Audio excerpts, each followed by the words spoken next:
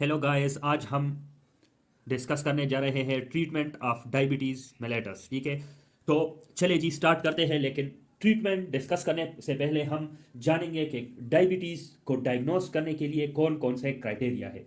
ठीक है, तो ये 3 क्राइटेरियाज है डायबिटीज़ डायग्नोसिस के लिए। पहला number, random glucose test will be equal to or greater than 200 milligram per deciliter plus symptoms of diabetes। तो अगर रैंडम ग्लूकोज टेस्ट पे ग्लूकोज की वैल्यू इतनी आ जाए तो और उसके साथ डायबिटीज के सिम्टम्स भी हो, लाइक पोलीयूरिया, ठीक है, पोलीफेजिया, तो वो भी तो ये फिर क्या होगा, डायबिटीज होगा। अगर फास्टिंग, दूसरी नंबर क्राइटेरिया क्या है, fasting glucose test will be equal to or greater than 125 milligram per deciliter on 2 occasions, then we will call it diabetes।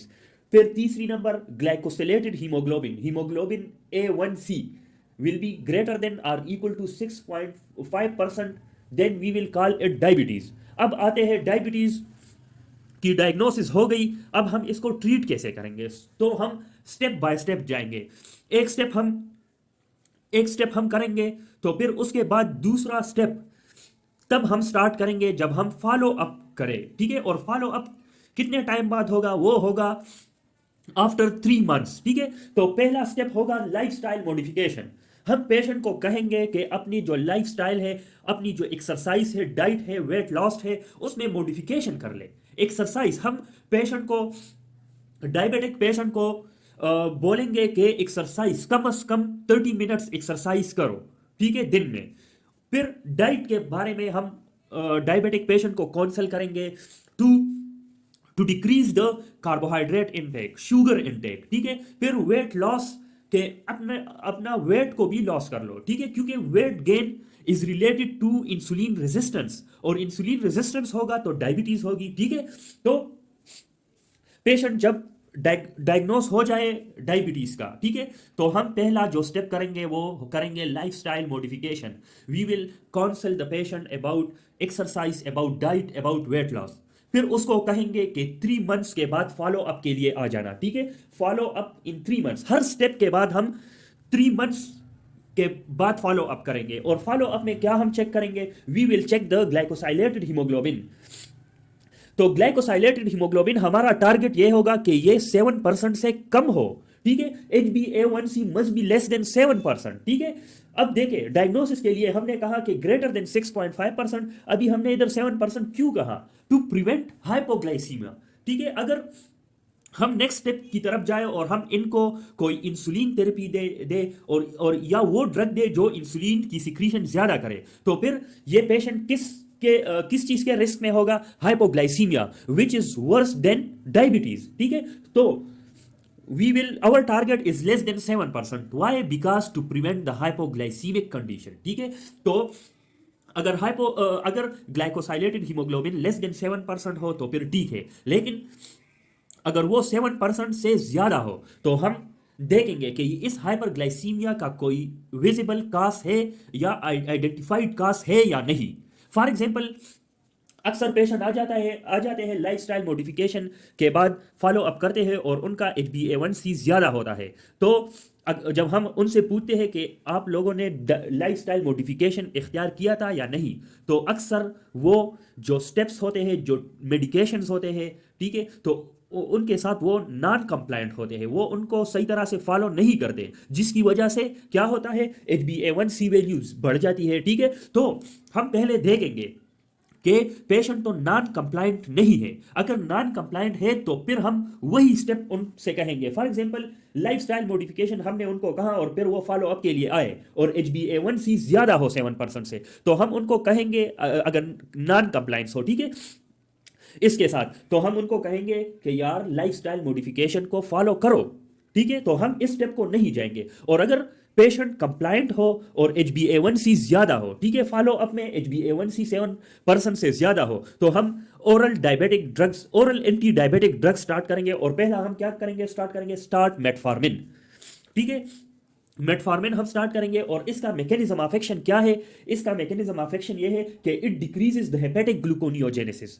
ठीक है, तो ग्लूकोनियोजेनेसिस जो लीवर में हो रही होती है उनको ये इनहिबिट करता है, डिक्रीज करता है, जिसकी वजह से हाइपोग्लाइसीमिया की तरफ पेशेंट चला जाता है। मतलब हाइपरग्लाइसीमिया कंट्रोल होके हाइपोग्लाइसीमिया हो जाता है या normal glucose blood glucose level हो जाता है। लेकिन मेटफॉर्मिन इज रीनली एक्सक्रीटेड, ये किडनी के थ्रू एक्सक्रीट होता है। तो अगर कोई पेशेंट रीनली इंपेयर्ड हो, उसका रीनल सही तरह किडनी सही तरह से फंक्शन नहीं कर रहे हो, तो हम we will not use it in renally impaired patient. Why? Because of risk of lactic acidosis. ठीक है, इससे लैक्टिक एसिडोसिस हो सकता है, लैक्टिक एसिडोसिस।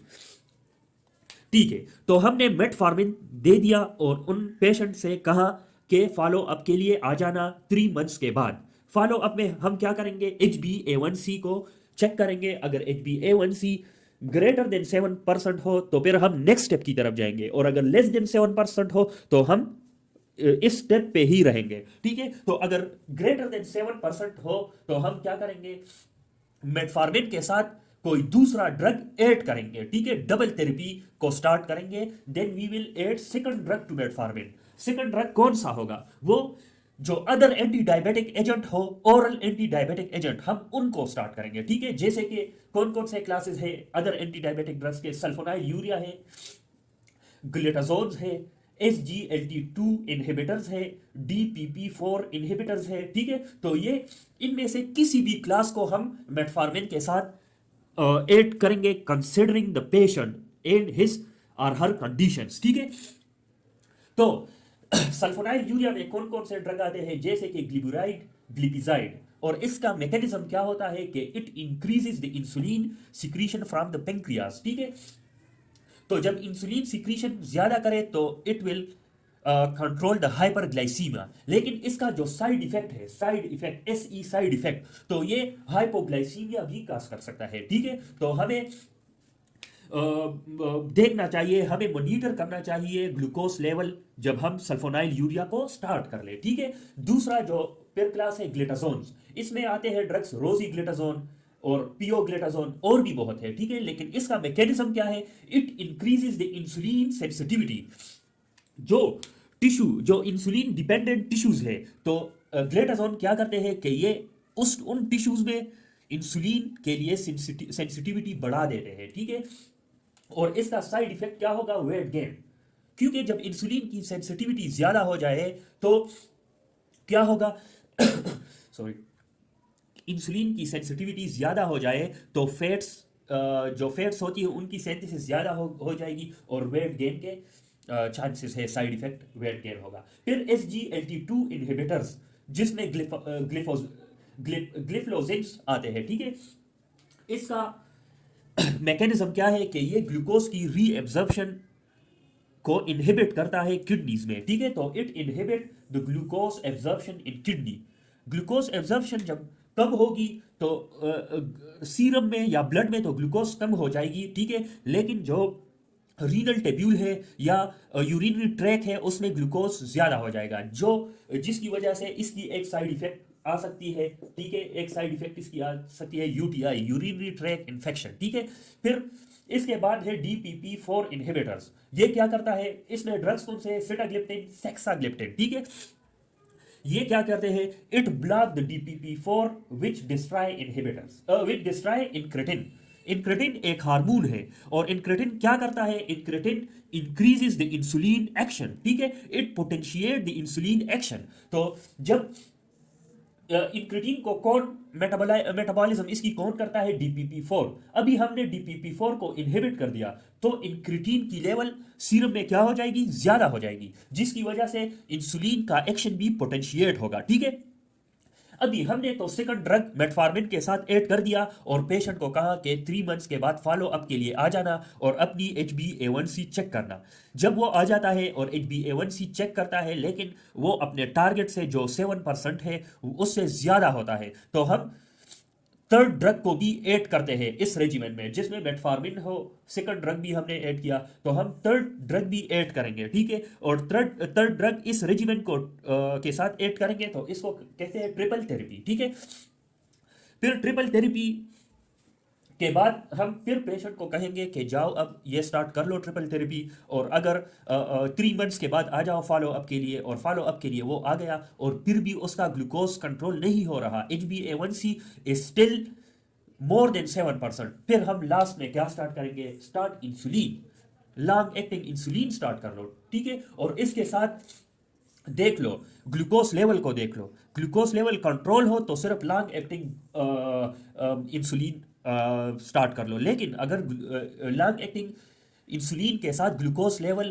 कंट्रोल नहीं हो रहा तो उसके साथ रैपिड एक्टिंग इंसुलिन भी ऐड करो, ठीक है। तो ये सब स्टेप्स थे ट्रीटमेंट ऑफ डायबिटीज। पहले हम लाइफस्टाइल मॉडिफिकेशन करेंगे, अगर फॉलो अप के बाद HbA1c ज़्यादा आ गई तो हम मेटफॉर्मिन स्टार्ट करेंगे, अगर फिर भी 3 मंथ्स के बाद फॉलो अप करेंगे, अगर फिर भी HbA1c 7% से ज़्यादा आया तो हम सेकंड ड्रग को ऐड करेंगे मेटफॉर्मिन के साथ, ठीक है। तो डबल थेरेपी स्टार्ट करेंगे, इनमें से किसी भी एजेंट को हम ले सकते हैं और मेटफॉर्मिन के साथ ऐड कर सकते हैं, लेकिन अगर 3 मंथ्स के बाद दोबारा भी ग्लूकोज कंट्रोल नहीं हुआ, ठीक है, तो हम थर्ड ड्रग को इस रेजिमेंट के साथ ऐड करेंगे और फिर इसको हम ट्रिपल थेरेपी कहेंगे, ठीक है। ट्रिपल थेरेपी स्टार्ट हो गई, 3 मंथ्स के बाद पेशेंट आ गया फिर फॉलो अप के लिए और HbA1c फिर भी बढ़ रही है 7% से ज़्यादा, तो हम इंसुलिन को स्टार्ट कर लेंगे, ठीक है।